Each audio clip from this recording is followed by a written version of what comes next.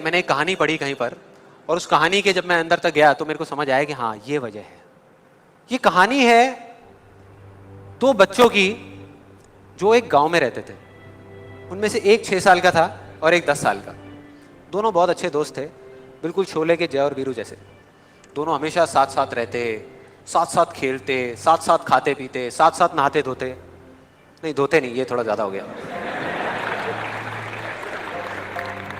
तो एक दिन वो दोनों गांव से थोड़ा दूर निकल गए और खेलते खेलते उनमें से जो बड़ा बच्चा था 10 साल वाला, वो एक कुएं में गिर गया और जोर जोर से चीखने चिल्लाने लग गया क्योंकि उसको तैरना नहीं आता था। अब जो दूसरा बच्चा था छोटा सा 6 साल का, उसने अपने आसपास में देखा और उसको कोई नजर नहीं आया, उसको कोई नहीं दिखा जिसको कि वो बुला सके हेल्प के लिए। और फिर उसकी नजर पड़ी एक बाल्टी पे जिसपे एक रस्सी बंधी हुई थी। उसने एक सेकंड भी वेस्ट नहीं किया, उस बाल्टी को उठा करके कुएं में फेंक दिया और अपने दोस्त को बोला कि पकड़ ले इसको। उसके दोस्त ने पकड़ा और वो अपनी पूरी ताकत लगा करके पागलों की तरह उसको खींचने लगा।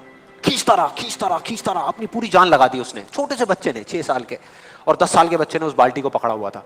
खींचता रहा और तब तक नहीं रुका जब तक उसने अपने दोस्त को बचा नहीं लिया, जब तक वो बाहर नहीं आ गया।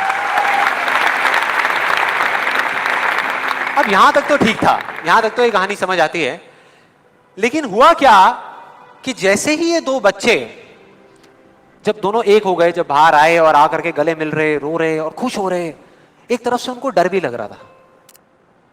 डर था कि अब गांव जाएंगे तो बहुत पिटाई होगी जब उनको बताएंगे कि ऐसे हम कुएं में गिर गए और ये सब चीजें हुई।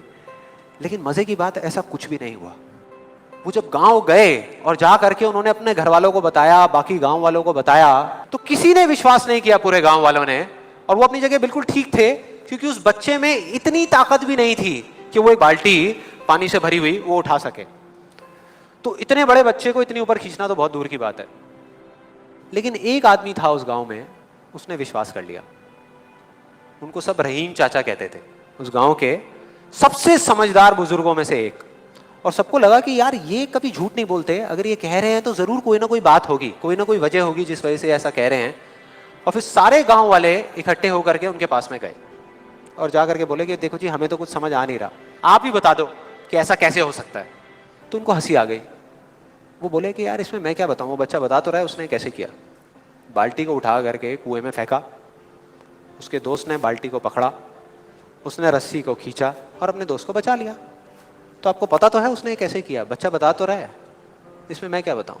तो सारे गांव वाले उनकी शक्ल देख रहे। फिर कुछ देर बाद वो बोले कि सवाल ये नहीं है कि वो छोटा सा बच्चा ये कैसे कर पाया, सवाल ये है कि वो ये क्यों कर पाया, कि उसके अंदर इतनी ताकत कहां से आई है। और बोले इसका सिर्फ एक जवाब है, सिर्फ एक, कि जिस वक्त उस बच्चे ने ये किया, उस टाइम पे उस जगह पर दूर दूर तक कोई नहीं था उस बच्चे को ये बताने वाला कि तू ये नहीं कर सकता।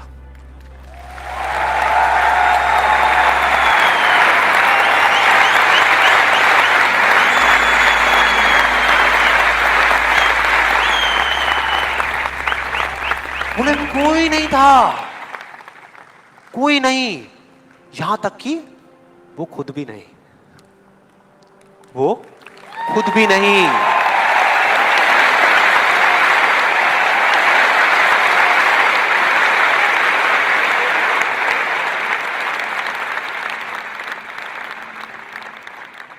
अब मैं आप लोगों से पूछता हूं कि अगर कुछ ऐसा हो जाए, अगर आपको भी उस बच्चे की तरह किसी की आवाज सुनाई ना दे जो आवाजें आपको रोकती है, ना किसी और की ना अपनी, तो क्या होगा?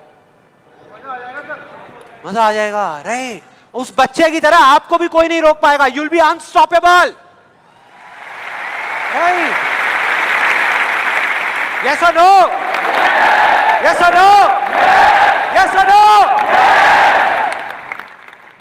थियोरेटिकली तो ये बात बहुत अच्छी लग रही है सुनने में, लेकिन अगर हम प्रैक्टिकली देखें तो सिर्फ यस बोलने से काम नहीं चलेगा।